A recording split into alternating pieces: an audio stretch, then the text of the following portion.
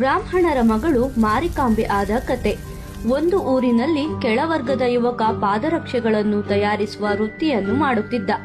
ಒಂದು ದಿನ ಪಕ್ಕದ ಊರಿಗೆ ವ್ಯಾಪಾರಕ್ಕೆಂದು ಹೋಗಿದ್ದ ಸಮಯದಲ್ಲಿ ಅದೇ ಊರಿನ ಬ್ರಾಹ್ಮಣ ಯುವತಿಯನ್ನು ನೋಡಿ ಅವಳ ಅಂದ ಮೈಮಾಟಕ್ಕೆ ಸೋತು ಮದುವೆಯಾದರೆ ಇಂತಹ ರೂಪವತಿಯನ್ನೇ ಆಗಬೇಕೆಂದು ನಿರ್ಧರಿಸಿದನು.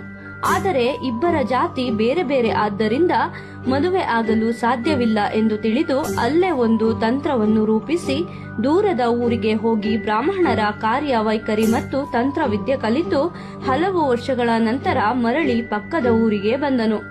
ಊರಿನವರು ಅವನನ್ನು ನೋಡಿ ಬ್ರಾಹ್ಮಣನೇ ಎಂದು ನಂಬಿದ್ದರು.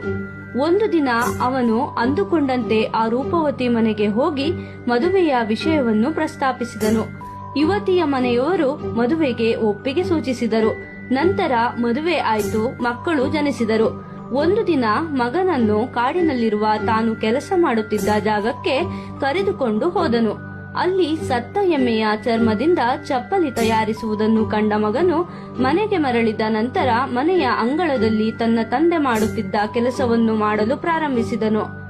ಇದನ್ನು ಕಂಡ ತಾಯಿ ದಿಗ್ಭ್ರಮೆಗೊಂಡು ಸಿಟ್ಟಿನಿಂದ ಇದನ್ನು ಯಾರು ಕಲಿಸಿದರು ಎಂದು ಕೇಳಿದಳು. ನಂತರ ಮಗನು ತಂದೆ ಕಾಡಿನಲ್ಲಿ ಇದೇ ಕೆಲಸ ಮಾಡುತ್ತಿದ್ದನು ಎಂದು ತಿಳಿಸಿದನು. ಆಗ ಅವಳಿಗೆ ತನ್ನ ಗಂಡ ಅನ್ಯ ಜಾತಿಯವನೆಂದು ತಿಳಿದು ಕೋಪದಿಂದ ಕಾಡಿನೆಡೆಗೆ ಅವನನ್ನು ಹುಡುಕಿಕೊಂಡು ಹೊರಟಳು. ಈ ವಿಷಯವನ್ನು ತಿಳಿದ ಗಂಡ ಸತ್ತ ಕೋಣದ ಒಳಗೆ ಅವಿತು ಕುಳಿತನು. ಅವಿತು ಕುಳಿತಿರುವುದನ್ನು ತಿಳಿದು ಕೋಣದ ಶಿರಶ್ಛೇದನ ಮಾಡಿದಳು. ನಂತರ ಊರಿಗೆ ಬಂದು ಶಿಲೆಯಾದಳು. ಈ ವಿಷಯ ತಿಳಿದ ಗ್ರಾಮಸ್ಥರು ಈ ರೀತಿ ಅನ್ಯಾಯಕ್ಕೊಳಗಾದ ಹೆಣ್ಣಿನ ಶಾಪ ಊರಿಗೆ ತಟ್ಟಬಾರದೆಂದು ಅವಳಿಗೆ ದೇವಸ್ಥಾನವನ್ನು ಸ್ಥಾಪಿಸಿದರು. ನಂತರ ದೇವಿಯ ಕೋಪ ತಣ್ಣಗಾಗಿಸಲು ಕುರಿ ಕೋಣವನ್ನು ಬಲಿಕೊಡಲು ಪ್ರಾರಂಭಿಸಿದರು. ಅಂದಿನಿಂದ ಊರ ಕಾಯೋ ದೇವತೆಯಾಗಿ ಮಾರಿಕಾಂಬೆಯಾಗಿ ಪ್ರಸಿದ್ಧಿಗೊಂಡಳು.